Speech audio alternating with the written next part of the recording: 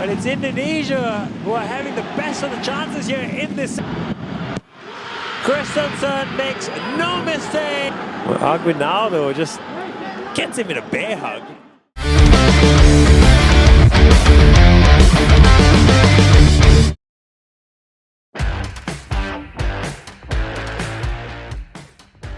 Duel krusial di laga pamungkas grup B Piala AFF antara Indonesia versus Filipina telah tersaji.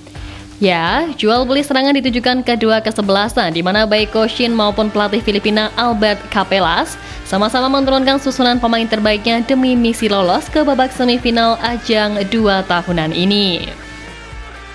Gemuruh di Stadion Manahan Surakarta juga seakan menambah semarak dari duel sengit ini hingga masing-masing pemain pun menampilkan permainan yang begitu ngotot hingga duel kasar ala AFF juga tercipta. Ya, mengingat tingginya tensi pertandingan di matchday terakhir fase grup ini, Coach Shin Taeyong sejatinya juga mengakui bahwa timnya sempat tertekan jelang duel kontra Filipina ini. Tekanan itu datang dikarenakan skuad Garuda dibebankan untuk wajib menang dan lolos ke semifinal turnamen bergengsi ASEAN ini, yang padahal tim asuhannya datang dengan mayoritas pemain muda dan minim pengalaman. Selain dirasakan dirinya, kondisi itu juga membuat pemainnya sedikit banyak terbebani, tapi STY menegaskan bahwa pasukannya telah berusaha menampilkan performa terbaik sepanjang 90 menit karena sudah melakukan persiapan matang. Jika tidak ada bebannya itu, saya berkata bohong. Akan tetapi saat ini para pemain muda sangat baik walaupun melawan timnas negara manapun, kata Shin Taeyong.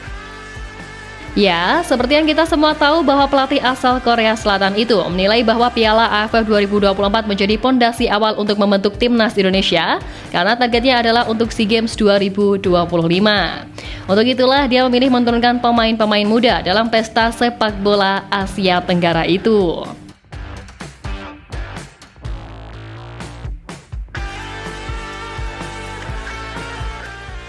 Tapi terlepas dari itu, sebelum laga bergulir, pelatih Filipina Albert Capelas sempat sesumbar dengan menargetkan timnya bisa menang atas timnas Indonesia dalam laga terakhir fase grup ini.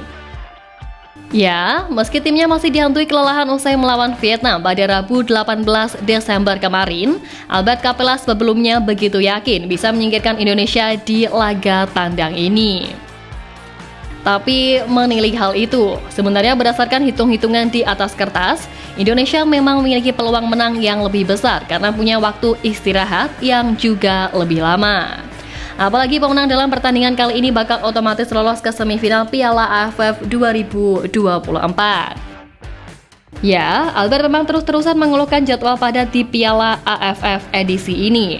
Akan tetapi jika melihat penampilan Filipina tadi, tekadnya untuk memberikan tontonan terbaik saat melawan timnas Indonesia pun terbukti dengan permainan anak asuhnya yang mampu memberikan perlawanan berarti pada tim tuan rumah.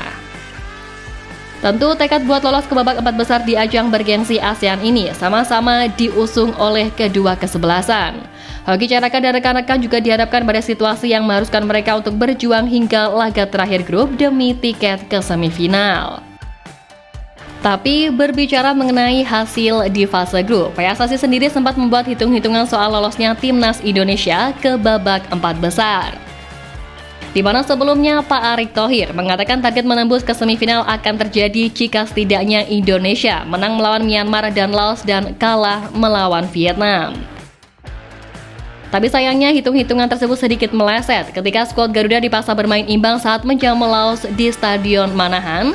Untuk itulah Pak Erick mengatakan kalau skuad timnas Indonesia tidak terlalu dibebani target khusus tetapi diharapkan bisa bermain sebaik mungkin sebagai tuan rumah.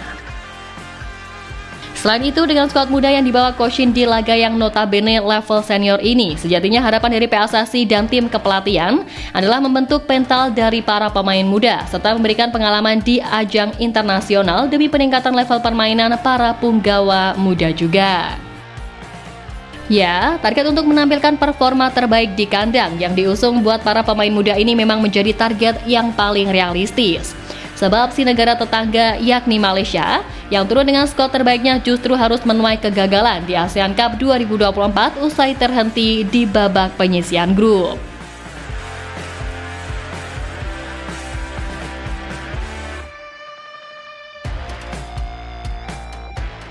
Ia dihadapkan pada laga hidup mati melawan Singapura di kandang sendiri, yakni di Stadion Bukit Jalil, Kuala Lumpur.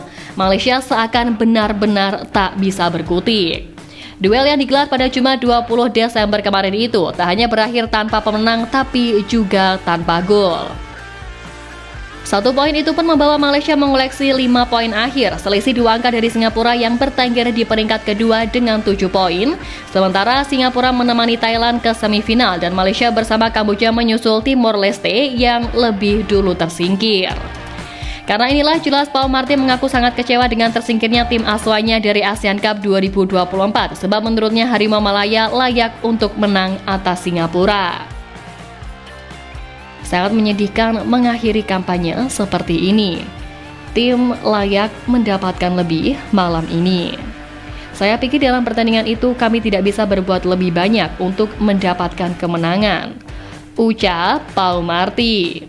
I think as a game, I think you cannot do much more to get the win. Nah, tersingkirnya Malaysia dari ajang bergengsi ASEAN kali ini ternyata juga sampai meninggalkan aksi brutal dari para supporter negeri jiran. Ya, kabar buruk datang dari dunia sepak bola Malaysia di mana dalam pesta sepak bola Asia Tenggara itu terselip kabar duka mengenai perempuan berusia 26 tahun yang terbunuh gara-gara salah satu oknum fans timnas Malaysia. Menurut keterangan dari kepolisian Malaysia, semula bermula dari kabar menghilangnya korban bernama Nurul Asikinlan sejak 5 Desember lalu, yang mana setelah dicari korban sudah meninggal dunia dan mayatnya ditemukan di selokan daerah Tabuan Jaya, Kuching, Malaysia pada Minggu 15 Desember kemarin. Berdasarkan laporan dari Kepala Polisi Sarawak yakni Datuk Manca Atta, kondisi mayat sudah membusuk karena 10 hari sudah berlalu semenjak korban terbunuh. Setelah melakukan penyelidikan mendalam, kepolisian Malaysia pun berhasil menangkap pelaku, di mana tragisnya pelaku membunuh korban karena mencari biaya untuk menyaksikan timnas Malaysia bermain di markas Kamboja, tepatnya di Stadion Olimpiade Phnom Penh pada 8 Desember. Lebih nasihat dalam pertandingan tersebut pun Malaysia hanya ditahan imbang oleh Kamboja dengan skor 2-2. Tentunya kabar ini langsung menggemparkan Malaysia, terutama di kalangan para fans. Selain itu pun kabar ini juga mencoreng perjuangan Harimau Malaya di ajang bergengsi Asia Tenggara ini meski akhirnya harus rontok di babak grup.